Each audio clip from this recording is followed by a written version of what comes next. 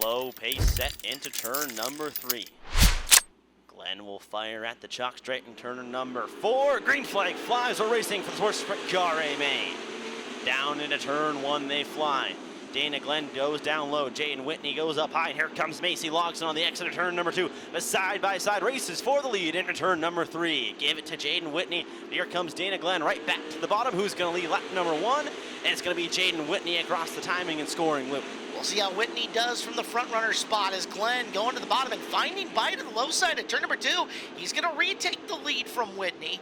So 1 lap up in front for Jaden, and now into the more comfortable chase position for Whitney as Glenn leads lap 2 on a dry Skagit Speedway. Justin Jacobson already up from 5th into 3rd. Going to try to track down Jaden Whitney as they go down the back straightaway. Whitney a half a car length off the bottom, where Dana Glenn stuck to the bottom of the Skagit Speedway, and he's pulling away right now. For 4th, it's a car owner and his driver getting after it. Brett McGuy down on the bottom trying to get underneath Logston. Logston riding rim up and around the top. Macy holds the spot for now as McGuy threatening down on the bottom. Both of them searching for whatever sticky there is here on this track surface as Logston has it at the completion of that lap. And Jaden Whitney gets by Dana Glenn.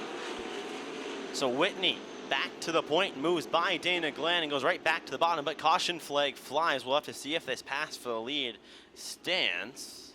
McGuy, they roll to the restart zone. Where does he fire? And he goes. Dana Glenn holds back on that one. We'll see if that helps. Macy Logston first to go up high. Green flags back out, and Jane Whitney's pulling away from the field. That might have been a good decision by Logston. She's got a clear path up there and momentum as she closes the gap on Justin Jacobson. Almost looked like she hiccuped the throttle a little bit getting into 3, but she makes a very smooth exit to 4. Coming after Jessen for the position with McGuy right in on him, and they're going to change lines. Jessen to the high side, Logston down low in the battle for 3rd. Macy trying to get by Jessen Jacobson, wants to go back-to-back nights for the podium. Jessen Jacobson up over the berm a little bit, gonna try to cross it down, and wow, what a move to go between Macy and Brett McGuy. Jessen Jacobson gets right back into the 3rd position. This is gonna be a big momentum battle between the two of them. Who can keep their foot in it and keep the race car as straight as possible? Logston back up high. McGuy now trolling down around the low side of the speedway. Both of them sniffing the back of Jessen Jacobson, who runs 3rd. Two distinct racing lines being shown here in your top 5. Macy going right back up to the top. Brent McGuy goes down. You can see he gets close on entry, but Macy has a much better drive off. She gets over the berm there, but still gets that drive off and allows her to close in a little bit on Jessen Jacobson. Jacobson slowed the car way down to roll the bottom of the racetrack. Lap times in the low 16-second bracket here in A-Main action on a Sunday afternoon. It is Logston still trolling up and around the high groove, looking for opportunity to get around Jacobson, who's making nice, patient laps around the bottom and using what's there for him. Any mistake that Jacobson will make is going to allow Macy to pounce. You saw it earlier, but he got right back around. So Macy just trolling, as you said, Caleb, waiting and waiting. Oh, well, Jaden Whitney has just continued to extend his lead, but the race for the 3rd is probably about the best on the racetrack so far. So here's the one thing that I see is that bottom is getting a lot darker faster than that top is. There's still some dark material way up to where Logston might have another half groove. She can take the car higher. There's not much left down low for Jessen, but he's making it work. Logston doing everything she can. And you can almost see Jessen starting to bring the car up a half groove maybe, and I don't know if it's starting to get abrasive out there or not.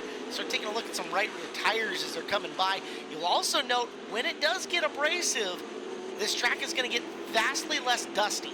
Yeah. And watch those rear tires. If you can see a little dirt still on them, that's not taking rubber. The second they start to blacken up is the second the racetrack's starting to take rubber, and it's going to be who can find it first. Whitney's into lap traffic. If it comes, it'll come on the bottom. That's where the abundance of the slower traffic is here on this race, as Logston starting to lose touch with Jacobson.